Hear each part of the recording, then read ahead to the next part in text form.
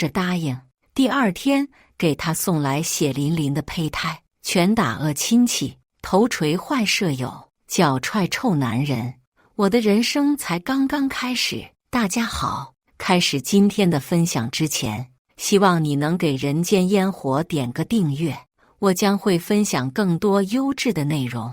你这个扫把星，赔钱货，怎么还不滚出我们家门？苏明朝着我大吼道：“妈妈没事的，姐姐也不是故意的。”苏小倩声音微弱，却是将苏明的火气拱得乱窜。我冷眼看着眼前恶毒的姑姑和假惺惺的妹妹，不禁冷笑一声，好一出自导自演，摔碎花瓶诬陷在我身上，这种戏码苏小倩真是用不腻。你现在是什么态度？你吃我家用，我家的东西，现在还想造反了是吧？见我丝毫没有想要道歉的意思，苏明更是冷嘲热讽，难怪你爸妈没要你，那也是你活该。苏明越说越起劲，每次打骂我的时候，我的好姑姑总会喜欢提起我是个孤儿的事情，这让他有一种莫名的胜利感。姐姐快点打扫一下地上的花瓶碎片吧，也就几天没饭吃而已，总好过睡到大街上。苏小倩见状也不装了，开始阴阳怪气起来。我笑了，行，给我甩脸色是吧？今天倒要看看谁更疯。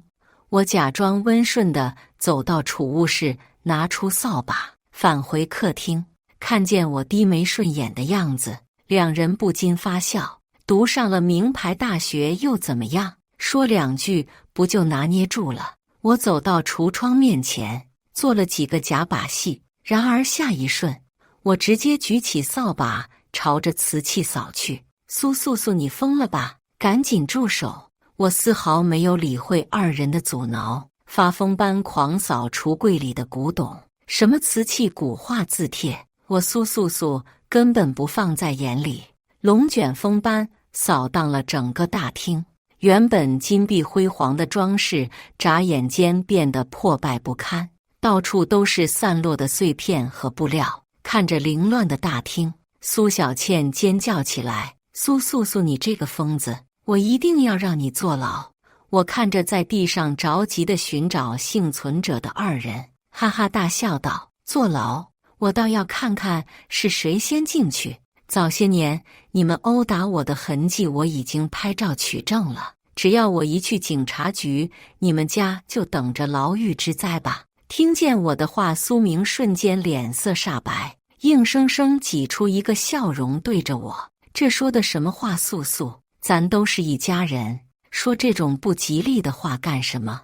你还小不懂事。今天的事，姑姑就当没有发生过。快坐下来，准备开饭吧。”不了，姑姑。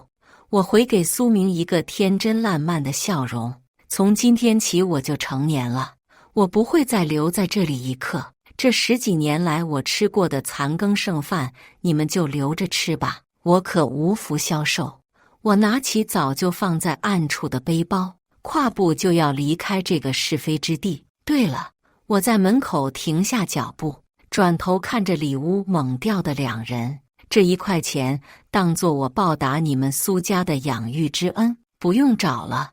我从口袋里掏出1块钱硬币丢下，头也不回地走了。离开姑姑家后，我感到一身轻松，来到学校附近一个24小时营业的便利店，准备小憩一下。准备开学，今晚倒是可以去学校休息。正坐在椅子上吃着香喷喷的方便面，刷着最新的网剧，突然有几个女孩子叽叽喳喳地进来。我跟你们说，我们新宿舍里边有个孤儿，叫那个苏素素，从小没爸没妈就算了，长得又丑，还一身公主病。带头的女孩子对后面的2个女生说，我扫视了她们一眼，感觉有些眼熟。这不是我素未谋面的舍友吗？我回忆起他们朋友圈里面的照片，忽然想起来，我没有在朋友圈里面发过照片，他们也不知道我长什么样，何来长得丑这一说？听见我的名字从别人嘴里说出来，我好奇地竖起耳朵听。我认识他的表妹苏素素，就住在他表妹家里，脾气大，不做家务就算了，还经常欺负他妹妹，打碎了碗就说是妹妹打碎的，还经常逼迫妹妹给他钱花，在外面当渣女，同时谈好几个对象。领头的女生说得头头是道，另外2个女生义愤填膺地附和：怎么有这样的人？太坏了吧，还和我们是舍友，一定要好好教训他。我打开手机看了看备注，领头的女生叫宋玲，听语气和苏小倩认识，还关系匪浅。短头发的女生是顾麦，旁边长头发最激动的女生是赵涵月，在背后造我谣言，我倒要看看多大本事。我起身离开休息区，朝着他们走去，假装惊讶地和他们打了声招呼。原来你们也在这里啊，这么晚了还不回去休息？3人面面相觑，谁也没有开口。眼前这人看起来很面生，没有印象是认识的。见3人没有说话，我假装熟络地开口：你们不记得了，我是黄云飞呀。前几天的聚会上我们还打过招呼呢，这点时间就不记得我了呀？前2天的同学聚会我没去，随手看了一眼名单，记住了几个名字。料想一个班这么多人，这3人也不可能全都认识，索性就冒用了黄云飞的名字。接受到我的暗示，宋玲像是幡然醒悟道：云飞啊，当然记得，我当时还和你敬过酒呢。几天不见，漂亮了这么多。也没有什么，家里随随便便给了几10万的零花钱去做了个医美而已。听到我无意中透露出来的家庭背景，3人投来羡慕的眼神。对了，你们刚刚在说什么？我假装好奇地问道。无非就是那个苏素素的一些事，你想听的话我可以告诉你。见我发问，宋玲立马哈腰回应。宋玲又重新讲了一遍从苏小倩那听来的故事。我先是假装惊讶，随即又表现出愤怒，好像恨不得生吞故事里的苏素素一般。好了，就是这样，所以我跟你们说，那个苏素素不是什么好人，作恶多端的事情她做多了，指不定哪天就骑在我们头上。宋玲不断煽动大家的情绪，污名化我。对，我们应该先发制人，让他知道我们也不是好欺负的。赵涵月激动地说，我觉得我们应该先给他一个下马威，先镇住他，这样子开学了他就不敢造次了。我假装深思熟虑，3人见我如此发现，眼里都闪着光，把我当成他们知己。这样吧，我也加了苏素素，我认识几个道上的哥们，到时候我们把他们一起叫出来吓吓苏素素，怎么样？众人相互看了几眼，害怕出了什么事自己要担责。见3人有些犹豫，我用近乎哄骗般的语气说，没事，到时候出了什么问题你们就说我的名字就好。我让我爸花钱压下来，就是装个样子而已，不会真的伤到人的。好。宋玲像是下定决心一般，咬牙切齿道。我挑眉看着他，看来是对我怨气很大啊。果然和苏小倩是同一类人，我也不记得哪里招惹过她了。见宋玲答应下来，其余2人也纷纷点头表示同意。我在心里暗笑，表面上还是要假装的风平浪静。那就明天吧，在隔壁的酒吧，我用请他喝酒的名义骗他出来，到时候就打电话通知我道上的哥们出来吓唬他，给他个立马威。计划愉快地制定下来，我微笑地目送3人走在回学校的小道上。看来今天得住酒店了，不然就露馅了。第2天一早，我赶忙联系了几个专门演古惑仔演员，要他们准点到酒吧。摸了摸逼真的道具和结实的肌肉，我满意的点点头。看着奖学金从我的口袋中溜走，我感觉心痛的好像在滴血。幸好学费和住宿费由学校补贴，我心里稍微宽慰些。万事俱备，只等鱼上钩。我早早来到酒吧等候，几个演员躲在暗处等待我的指示。见我坐在沙发上，三人兴冲冲而来，怎么不见苏素素？宋玲左顾右盼，着急地问。我平静地喝了口酒，急什么？这不还早吗？三人原本还想喝点什么，一看到价格手都在抖，尴尬地放下了。我眼尖地发现三人的动作，轻笑一声开口，想喝什么随便点，今天全场我买单。真的假的？宋玲激动地说，看来今天也要体验一把有钱人的感觉了。我摆了摆手，示意他们不要一副没有见过世面的样子。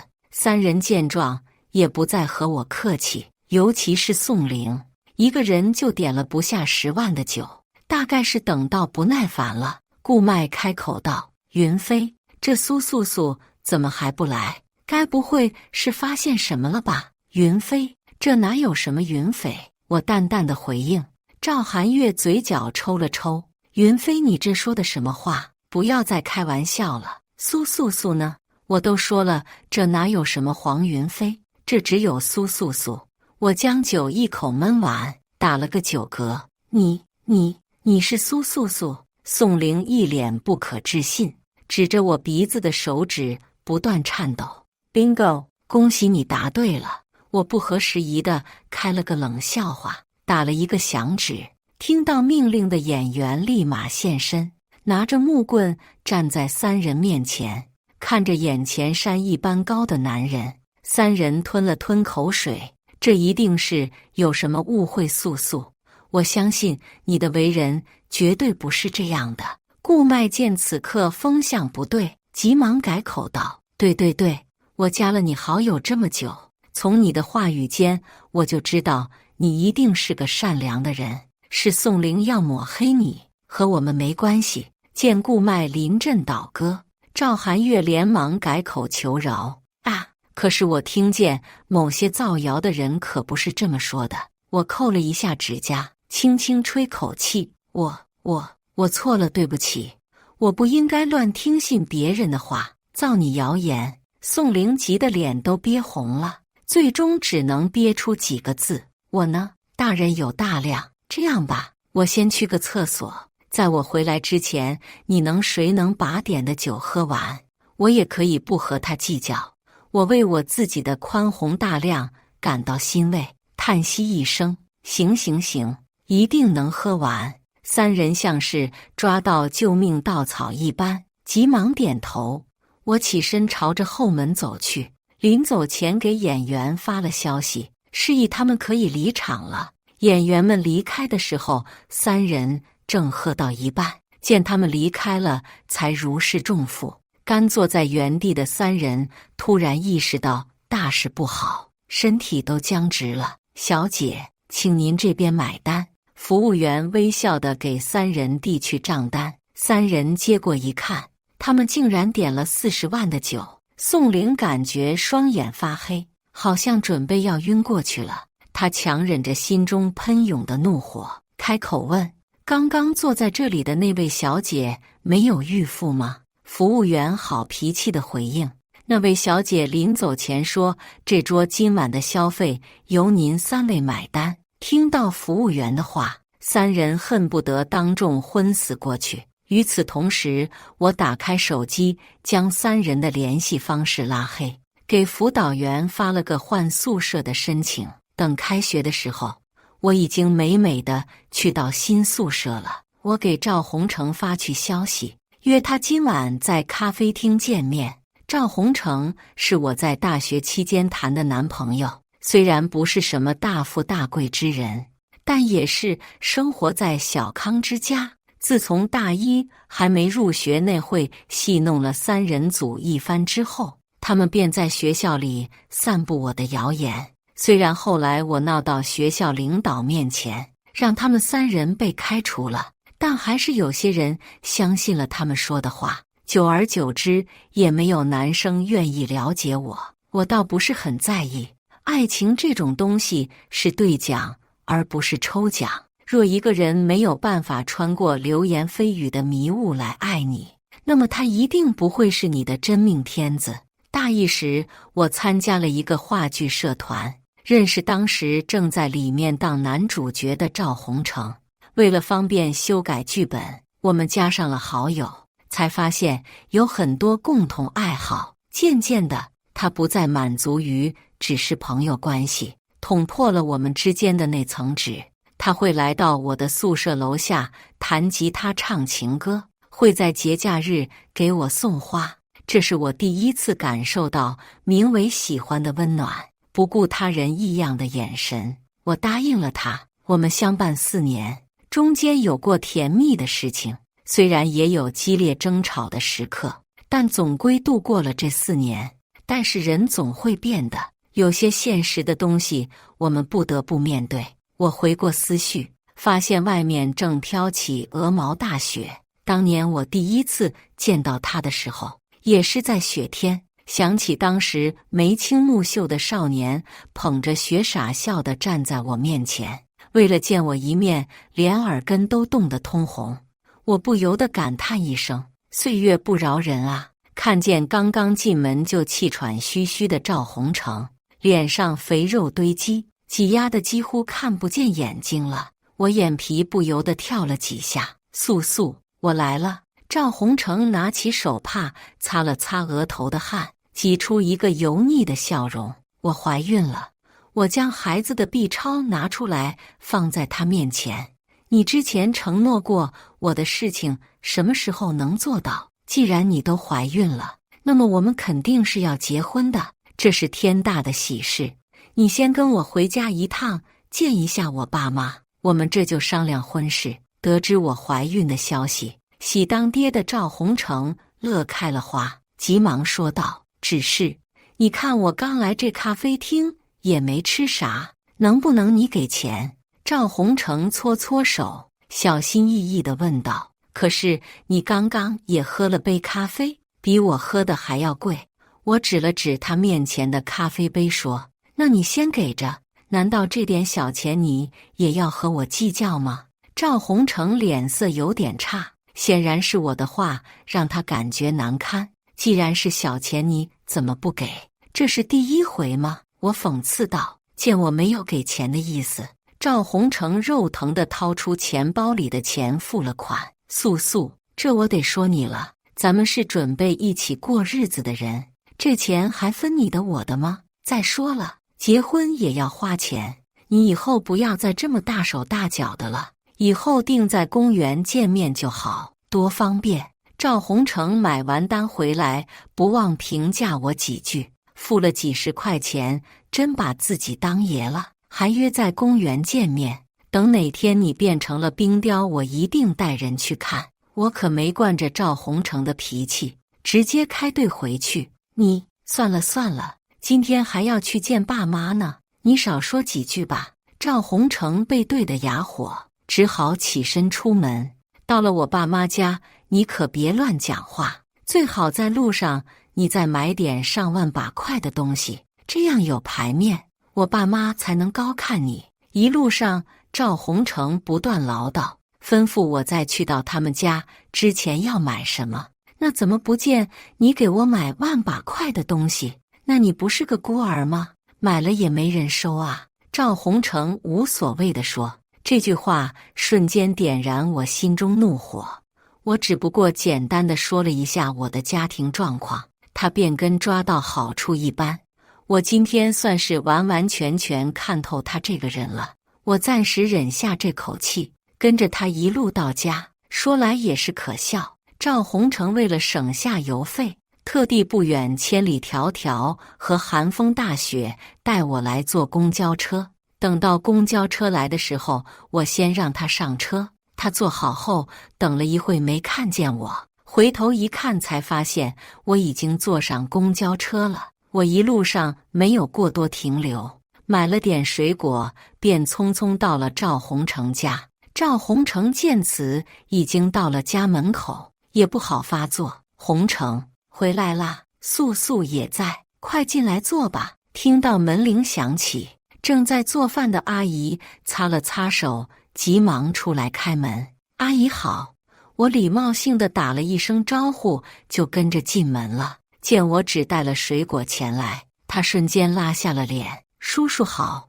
我将水果放在茶几上，对着正坐在沙发上看报的叔叔打了个招呼。好好好。赵顺见我到来，也笑着打了个招呼。开饭了。冯彩凤冷不吝地往客厅喊了一声。我坐在饭桌微微皱眉，这哪是给客人吃的饭菜，只有一点点肉不说，连菜叶子都是黄的。看见冯彩凤双眼直勾勾地盯着那一袋水果，我心里冷哼一声，怕是嫌弃我带来的东西不够贵重吧。我第一次上门来拜访的时候，就已经买了万把块的酒，当时还嫌弃我买的东西不上档次，背地里对着赵宏成说三道四。这次又是嫌弃我没有买点贵重的东西。你儿子又给我准备过什么？想到此行来的目的，我按下不表。见桌上氛围有点尴尬，赵顺出来打个圆场。素素啊，今没遇着你来，你可别嫌弃阿姨做的饭菜。今天你和洪成回来，是有什么事吗？赵顺用手肘顶了顶冯彩凤的胳膊，示意他给出个好脸色。冯彩凤冷哼一声，自顾自地吃起了饭。我们今天来是商量婚礼的事的。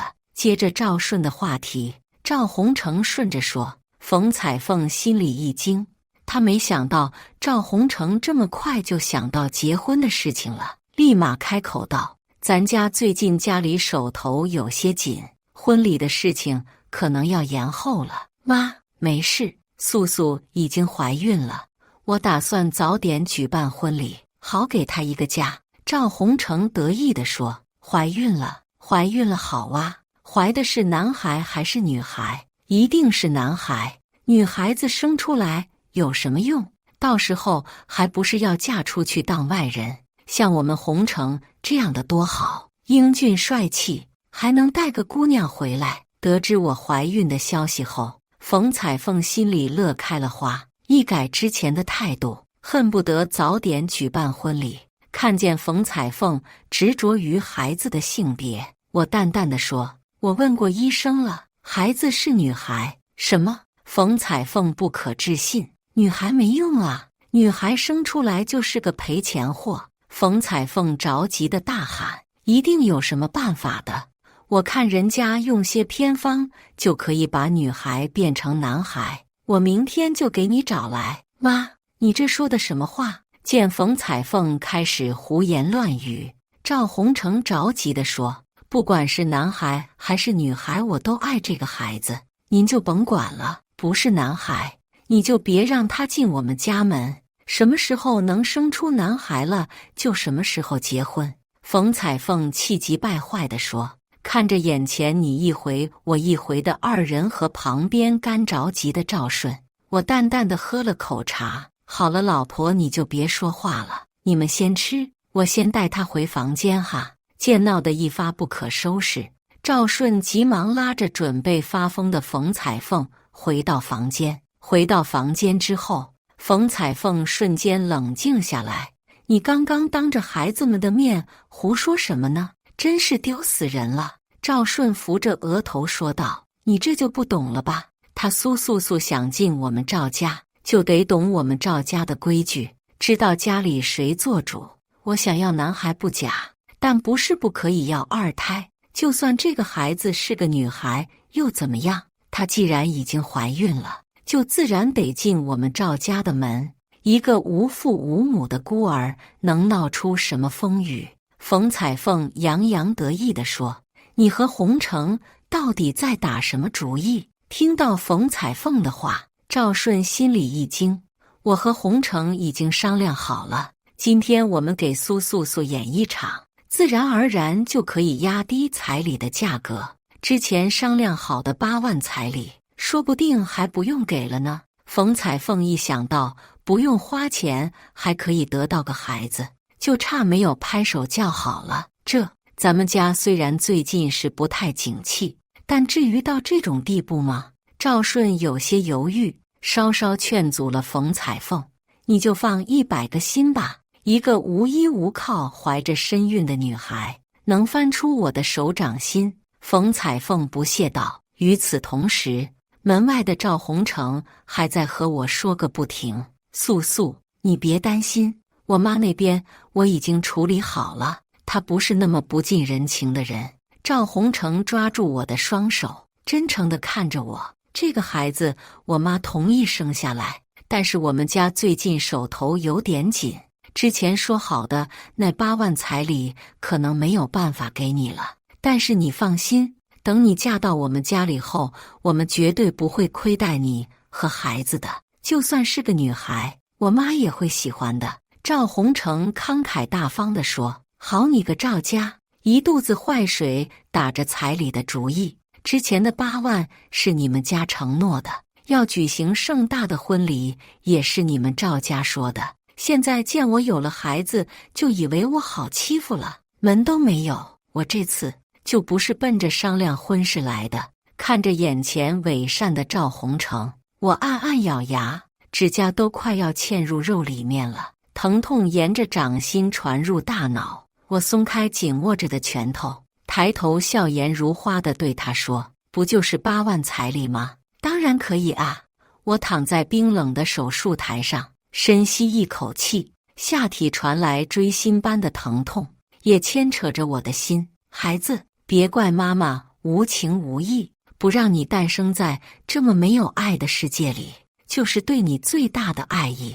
堕胎手术很漫长，眼前明晃晃的灯光照得我头晕目眩，再忍忍，马上就出来了。见我汗流浃背，冷汗不断从额头冒出，紧紧咬着发白的嘴唇，站在隔壁的小护士开口安慰我：“好了。”医生说。我感觉似乎要将我撕裂的疼痛慢慢消去。我睁大眼睛，不断喘气，看着台上血肉模糊的胚胎，我忍不住流下眼泪。我暗暗发誓，从今往后再无能让我流泪之事。孩子，对不起，你本来就不应该存在在这个世界上。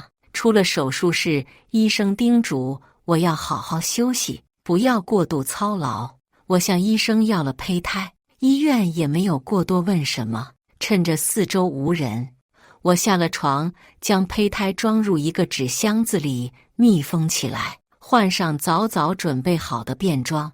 我压低鸭舌帽，遮住脸，离开了医院。今天是工作日，按理说赵家应该不会有人在。我将纸箱子放在赵家门口，随后转身离开。傍晚时分，冯彩凤回到家，看见门口的纸箱，霎时好奇。她搬进家里，询问了好几遍是不是家里买了什么，见大家都摇头否认，她在好奇心的驱使下打开了纸箱。这不看不要紧，一看就险些让她昏厥。只见一个肉块被塑料袋包裹放在里面。冯彩凤的尖叫声引起赵顺和赵洪成的注意，二人闻声而来，看到纸箱里面的东西，大吃一惊。造孽啊，真是，这是我们赵家的罪过。赵顺低着头忏悔，而赵洪成吓得双腿直哆嗦，说不出一句话来。他知道我不会接受这样的要求，甚至会反抗，却不知需要付出如此代价。冯彩凤坐在地上撒泼打滚，嘴里是直喊道：“我的孙啊，我可怜的孙啊！”一个没有成型的胚胎，冯彩凤自动将孩子归为是个男孩。赵家人跟着箱子上的信息来到医院，却被告知我已经退房的消息。站在医院门口的赵洪成气急败坏地给我打来电话。旁边的赵顺正在安慰泣不成声的冯彩凤。哪位？我开口问。苏，你好狠的心，那也是你的孩子，你没有和我们商量就算了，还做这种恶心人的事。见电话接通，赵洪成朝着手机大吼大叫：“这是报应，是我给你们赵家的报应，也是我给你的报应。这个孩子本来就不应该存在，都是你，赵宏成，你亲手造成现在的局面。那天你将我灌醉，在套上扎了一个洞，从头到尾，不论你如何软磨硬泡，我始终都没有答应你，而你却算好日子，在我的排卵期将我灌醉，还假惺惺地和我说做好了措施，让我放下了戒备心。你们赵家是失去了个孩子，这孩子不也是我的孩子吗？你们从始至终只在乎是不是男孩，只想要一个可以拿捏在手里的媳妇。告诉你，不可能，我苏素素从来都不是这样的人，就算要付出伤害身体为代价，我也绝对不会退让半步。我咬牙切齿地说，那我们明明已经答应好了，有了孩子我们就结婚，我们之前的承诺算什么？